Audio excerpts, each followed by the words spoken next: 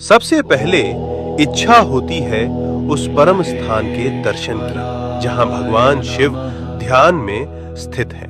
कैलाश पर्वत उनका परम आसन।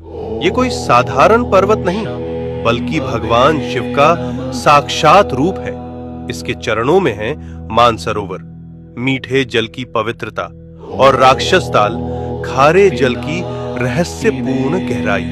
इतने पास फिर भी एक मीठा एक खारा, जैसे भगवान शिव के भीतर संतुलित दो स्वरूप। अब हम पहुंचते हैं उस तपोभूमि पर जहां भगवान शिव और माता पार्वती ने विवाह के बाद ध्यान लगाया। ये है आदि कैलाश, उत्तराखंड के ऊंचे हिमालय में स्थित, जहां आज भी उनकी ध्यान ऊर्जा का कंपन महसूस होता है। यही है गौरी कुंड और पार्वती सरोवर। ये पर्वत नहीं, शिव पार्वती की जीवित उपस्थिति का केंद्र है, इसलिए कहलाता है छोटा कैलाश। और पास ही स्थित है ओम पर्वत, जहां बर्फ पर स्वतः उभरा ओम दिखाई देता है, जैसे शिव का मौन मंत्र इस भूमि में गूंज रहा हो अनंत काल से। अब हम बढ़ते हैं हिमाचल की उस रहस्यमयी चोटी की ओर जहां विराजमान है स्वयं भगवान शिव, जिसे कहा जाता है मणि महेश कैलाश।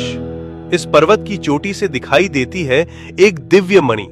मान्यता है जब भगवान शिव प्रसन्न होते हैं तो ये मणि दिव्य तेज प्रकट करती है, जो भक्तों के जीवन में भर देती है एक दिव्य प्रकाश।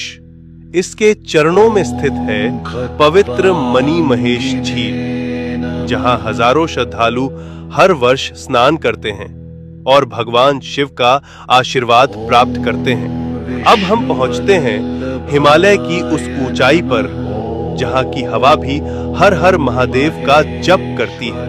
यह है श्रीखंड महादेव। यहां स्थित है एक भव्य प्राकृतिक शिवलिंग। यहां तक पहुंचने का मार्ग अत्यंत कठिन, लेकिन कहा जाता है जिसे स्वयं भगवान शिव बुलाते हैं वही इस दिव्य शिखर तक पहुंच पाता है। श्रीखंड महादेव केवल एक शिवलिंग नहीं, ये है भगवान शिव का हिमालयी सिंहासन। अब हम पहुंचते हैं भगवान शिव के एक और दिव्य धाम पर, हिमाचल की उस रहस्यमयी भूमि में किन्नौर कैलाश। यहां स्थित है सदियों पुराना एक विशाल शिवलिंग, जो अपने आप में अपार ऊर्जा समेटे हुए। और कहा जाता है यात्रा के दौरान कई भक्तों को ब्रह्म कमल के दर्शन भी हुए हैं। ओम नमः शिवाय।